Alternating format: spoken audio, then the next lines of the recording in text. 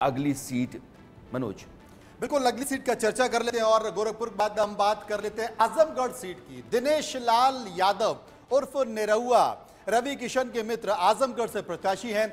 आजमगढ़ लोकसभा उपचुनाव में जीते भोजपुरी अभिनेता होने से मास अपील योगी मोदी का फैक्टर भी है, जिसका फायदा इन्हें मिलने वाला है। आजमगढ़ के यादव समीकरण से भी वो फिट बैठते हैं। आजमगढ़ से सपा ने धर्मेंद्र यादव को टिकट दिया है, यानी कि यादव वर्सेस यादव करने की कोशिश की है। यहां पे जरूर टक्कर हो सकती है, लेकिन निरहुआ की अपनी एक पहचान है, जैसा कि खुद अरविंद जी भी जिक्र कर रहे थे कि पिछली सीट को लेकर। लेकिन अगर लगातार दो विधानसभा चुनाव को देखें या 2014 और 19 के लोकसभा चुनाव को देखें तो उत्तर प्रदेश में जो जातियों का बैरर है वो कहीं ना कहीं टूटता नजर आ रहा है। और जैसे कि आज जिस देश के प्रधानमंत्री नरेंद्र मोदी ने भी अपनी बातों का जिक्र कर रहा है, तो एक राम मंदिर बड़ा फैक्टर है जो उत्तर प्रदेश को प्रभावित करते हुए जातियों के बैरर को तोड़ रहा है।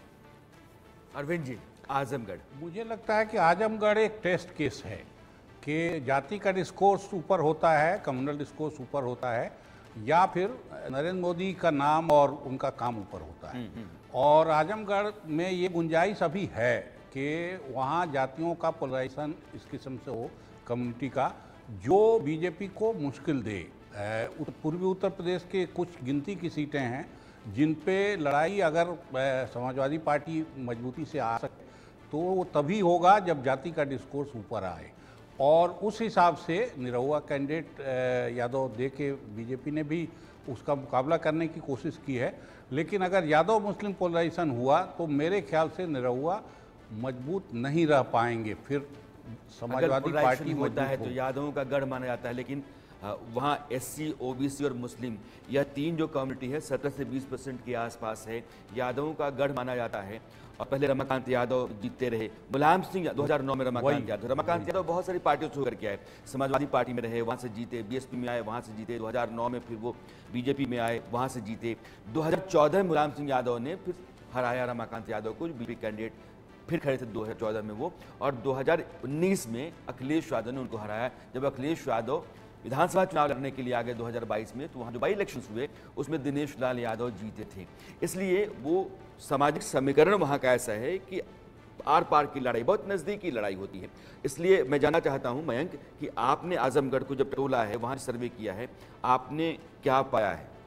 बिल्कुल, जैसा कि आपने बताया कि 2014 में मुलायम सिंह यादव वहाँ से जीते, 2019 में अखिलेश जीते, उसके बाद जो बाई इलेक्शन हुआ उसमें फिर निरहुआ जीते। बट यहाँ पे हम लोगों को जो दिखा, जो बाई इलेक्शन का रिजल्ट था उसमें जो गैप थी, जो मार्जिन था, वो 8000 का था। महज 8000 वोट से निरहुआ वहाँ से जीते थे।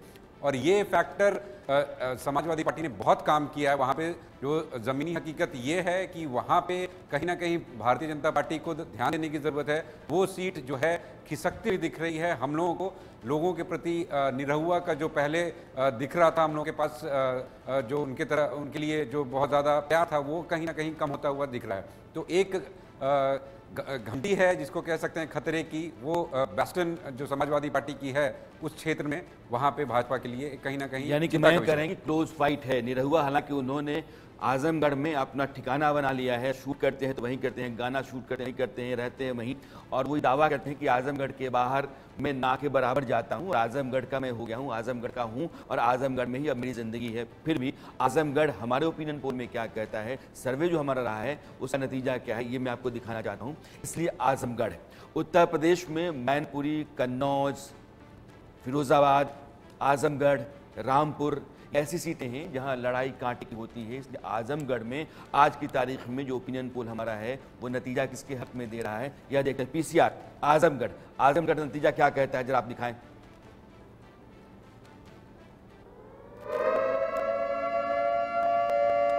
आजमगढ़ में दिनेश लाल यादव निरहुआ के जीतने के आसार हैं। कांटे का मुकाबला, मैं कह रहे हैं कि वहां मुकाबला कांटे का है। समाजवादी पार्टी ने भी अपना वोट बैंक साध रखा है, उसकी ज़मीन वहां बहुत मजबूत रही है। और पिछले जो दो चुनाव हुए तो 2014-19 के, उसमें मुलायम सिंह यादव, अखिलेश यादव दोनों जीते थे। बाई इलेक्शन में दिनेश लाल यादव निरहुआ जीते। उसके पहले 2009 में यह सीट बीजेपी के पास जरूर थी जब रमाकांत यादव वहां से सांसद थे बीजेपी के। लेकिन इस बार भी मुकाबला कांटे का है, लेकिन अगर कोई निकल सकता है तो उसमें निरहुआ निकल सकते हैं।